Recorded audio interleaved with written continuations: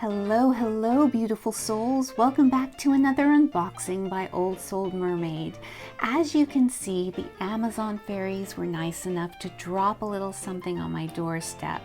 It's a tarot deck, and why they continue to mail tarot decks in this flimsy packaging, I'll never know. I'm all for being more eco, but certain things should be treated with a little more care. Wouldn't you agree? All right, so I am pulling out the brand new Surrealist Tarot, a brand new release by Lo Scarabeo, and the creator is Luigi Di Giammario. I think I got that right. I hope I did. I am really loving the colors and the artwork on this tuck box. And look at the back. I'm hoping this is a card in the deck. Looks like it could be the moon. I hope so. But overall, beautiful presentation by Lo Scarabeo. Let's get this plastic off. Let's tear this off. And let's pop open the box with my handy dandy sewing tool. This is a great tool for opening tuck boxes. And oh, I love this back. And there's two art cards, title cards, and voila! Oh, look at these backs. So gorgeous, so gorgeous. Now I brought out my older Lo Scarabeo deck, the Fairy Lights Tarot, to compare the cardstock and size. Cardstock feels a little bit different. And size-wise, I think there's an ever so slight difference. I'm thinking the Surrealist Tarot is a little bit shorter. Let's measure these up. Yep. Yeah, you can see the Fairy Lights gray is poking up from the top. I mean, it's a very slight difference, but there is a difference. And cardstock wise, definitely feeling a little bit thinner, but definitely not flimsy. It'll be really good for riffle shuffling, I'm sure. Now, per the description for this deck, it is inspired by the surrealist art movement of artists like Dali and Picasso. This boldly imagined deck calls to mind the strange beauty of dreams and all the meaningful randomness that comes along with them. Designed for those who relate most strongly with the dreamlike aspects of waking life, these cards ask as many questions as they give answers, opening the mind to new connections that otherwise may never have been made. Featuring delightfully detailed art that drips with creative imagery, this deck is destined to become a favorite among readers who perceive reality in their own singular fashion. Let's take a closer look at this wonderful deck.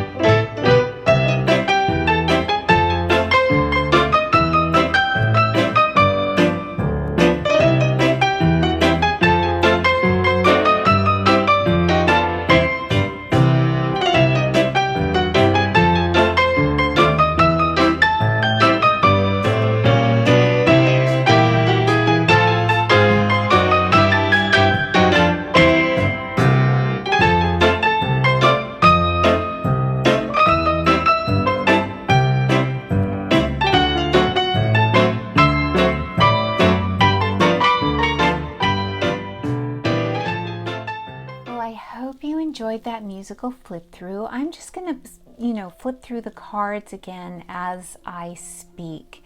So, as many of you know, the Surrealist movement was started by a poet, Andre Breton, in the early mid-1920s, sort of as a cultural rebellion, just like, you know, as with the pre-Raphaelite artists and movement that happened, you know, in the mid-1800s. Flipping through this deck, I think it's going to evoke strong emotions. And you can start letting me know in the comments below.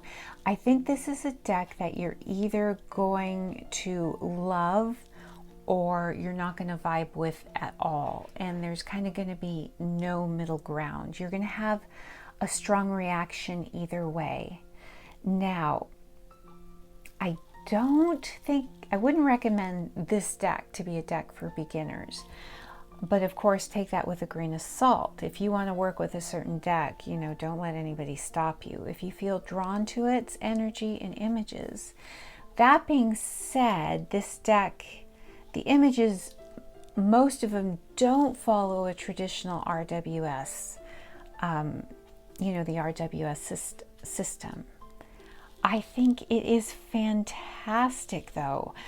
If you are wanting to delve into shadow work, dream work, if you are a professional reader or someone who reads for other people quite regularly, if you delve into dream work, if you're psychic, this deck, I think, would be a wonderful tool to use.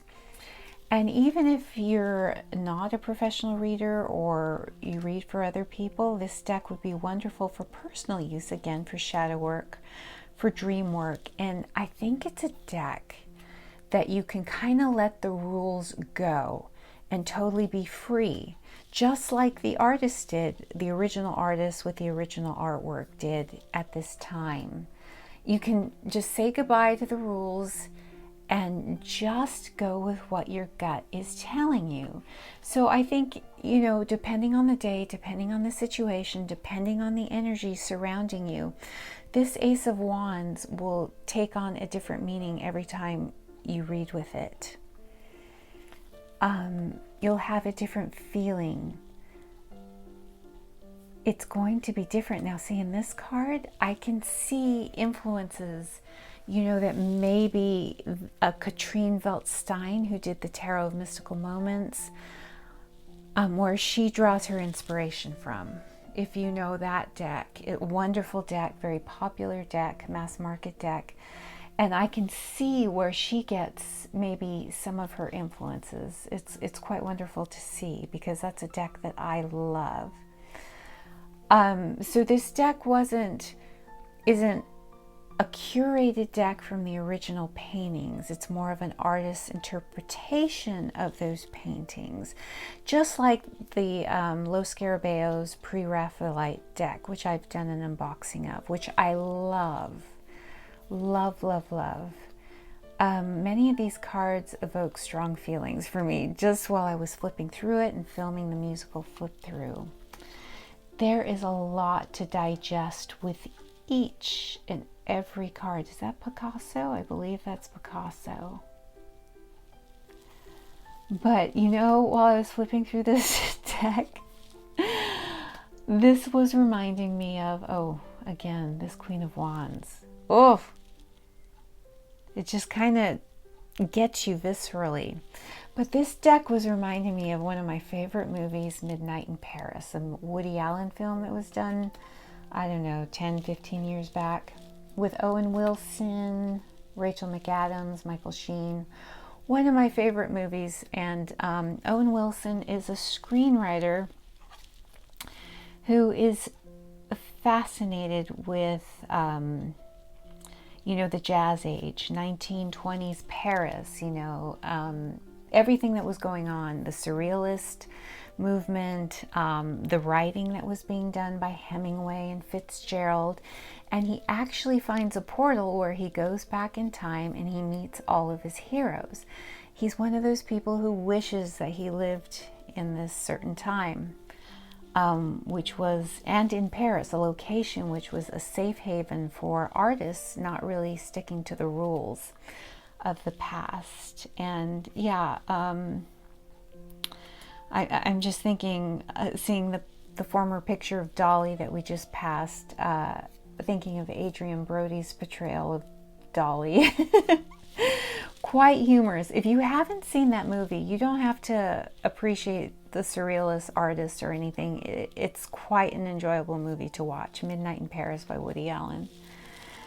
But okay, this Three of Swords. Yeah. It starts the tingles. It starts something in the stomach. Many of these images are doing that for me.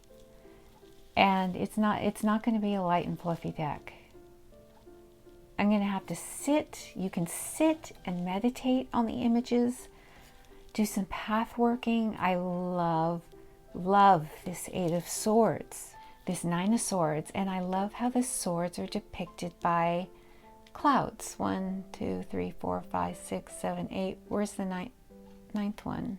There should be 9, right? 4, 5, 6, 7, 8. Oh, there is 9. Okay. I'm sure there's going to be other walkthroughs who are going to be able to tell you more about the history of the artwork. Again, I'm just telling you, I'm not an expert on the art of this time. The pre-Raphaelites are more my thing, even though, you know, I'm not an expert on that either by any means. But I think this was a fantastic idea for a deck. I really do. And I think there's a lot that can be gleaned from this deck if you are willing to work with it. Now, some of you people who are psychic and just naturally super intuitive, you're going to get a lot from this deck. You know, again, all the synapses in the brain are just going to go crazy with this. And I think that's a wonderful thing for a deck, you know. It's nice to have something a little bit different, a different artistic vision of the cards. And it just enhances the experience of working with a tarot deck. Now this looks to be a standard little white book by Lo Scarabeo. There is a spread here, it looks like. And of course there's the English, Italian, Spanish, and Portuguese in here. And it goes a little bit into the history of surrealism, the structure, and then it goes into the major arcana. Now it looks like the majors have a quote corresponding with the card. So we have the Fool right here. The anarchist leap toward total inner freedom. And then there's a quote by Man Ray. What is folly? It's a clock or a metronome that forgets to walk or to stop. Okay, so for the Fool also, there's a little phrase, the forbidden universe is what they're calling it. And then let's just go to the Magician really quick. Mundus esta fabula. Revolutionary use of the art of appearances. Fantasy as an ignorant fairy, capable of a kind of magic whose sense sometimes escapes her. And then another quote by Man Ray. I do not search, I imagine. This is fantastic. So you're not going to get the total standard little white book meanings. Oh gosh, I love it. I love it. And let's see, we'll go into the wands. The wands, you get a quote at the beginning of the suit, but you don't get, you know, a quote for each card when you get into the minors. So I believe here, the surreal vision, it's referring to page 2. So back here, we saw this little spread of the 8 cards. And there's your spread.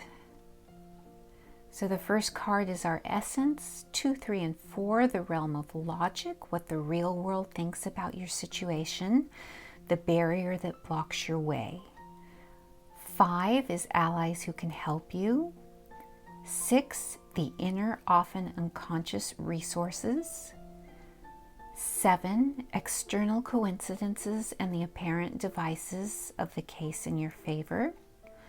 8 is the surreality, namely the resolution of the problem beyond logical reasoning. Now, in the beginning of my video, I told you that I thought this cardstock was a little bit thinner than my older Fairy Lights Tarot. Let's see. You know what? I really don't think it is. The card size is just ever so slightly smaller. Oops, I can't pick that up here. But we're just gonna see. This is new. All right, so I'm gonna take my Fairy Lights deck and see if it feels the same. You know what? It is a little bit thinner. It is, but ever so slightly, and it's not flimsy. Yeah, this is, my Fairy Lights Tarot is a thicker deck. So the cardstock has changed ever so slightly. Not bad. If you're a riffle shuffler, you're going to be very happy. Whoops, I got that title card in there. But, oh my gosh, I'm just smelling this and it smells so good. So that concludes my unboxing of the Surrealist Tarot by Lo Scarabeo. The artist is Luigi Di Giammario. I hope I'm pronouncing that right. It's just first impressions. I love it. I love it. And this is a deck that I am really right now, I'm committing to coming back and doing a deep dive with this deck after I've had a chance to work with it. I am working with another deck right now because I want this deck to be the only deck that I'm using, so I can just really concentrate on it. This deck deserves a deep dive. Now, I know it's not going to be everybody's cup of tea, but I think you can appreciate, you know, maybe the artist's vision, wanting to do something different. It's just something different to add, you know, to an already well-known arsenal and the system of tarot. I think it's fabulous. Of course, again, as I say, the proof is going to be in the pudding in trying to work with this and finding a way to fit it into your practice. But I think it's fabulous. The artwork, the colors, the backs are beautiful. Cardstock is great. I think it's a wonderful offering by Lo Scarabeo. So yes, okay. I think I've rambled on long enough. Let me know your thoughts. And with that, I will leave you to get on with your beautiful day. Bye for now.